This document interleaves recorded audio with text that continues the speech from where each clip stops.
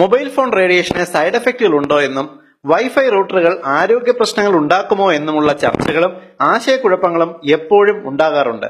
എന്നാൽ ഡെൻമാർക്കിലെ 9ാം ക്ലാസ്സിലെ ഒരു കൂട്ടം വിദ്യാർത്ഥികൾ നടത്തിയ ഒരു പഠനം ശാസ്ത്രലോകത്തെ ആകെ ഞെട്ടിച്ചിരിക്കുകയാണ്. വളരെ ലളിതമായ ഒരു പരീക്ഷണമാണ് അവർ ചെയ്തത്.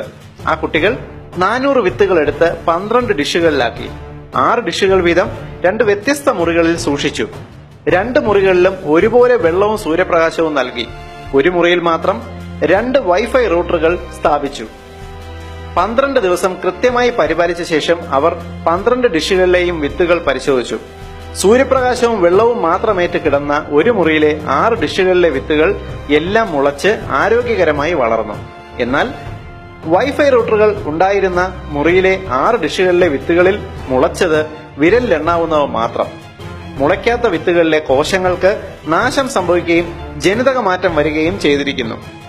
ഈ പരീക്ഷണ ഫലം ശാസ്ത്രലോകമാകെ ഞെട്ടലോടെയാണ് ഉൾക്കൊണ്ടത്. തുടർന്ന് നടത്തിയ പരീക്ഷണങ്ങളിൽ കണ്ടെത്തിയ റിപ്പോർട്ടുകൾ ഇവയാണ്. വൈഫൈ റൂട്ടറുകളുടെയും മൊബൈൽ ഫോണുകളുടെയും റേഡിയേഷനുകൾ ഒരുപോലെ അപകടകാരികളാണ്. ഇത് സൃഷ്ടിക്കുന്ന ആരോഗ്യ പ്രശ്നങ്ങൾ നിരവധിയാണ്. ഉറക്കക്കുറവുണ്ടാക്കുന്നു, കുട്ടികളുടെ വളർച്ചയെ അപകടകരമായി ബാധിക്കുന്നു, തലച്ചോറിലെ കോശങ്ങൾക്ക് ഏറെ അപകടകരമാണ്. സ്ത്രീകളിലും പുരുഷന്മാരിലും ഈ റേഡിയേഷൻ ഒരുപോലെ വന്ധ്യത സൃഷ്ടിക്കുന്നു.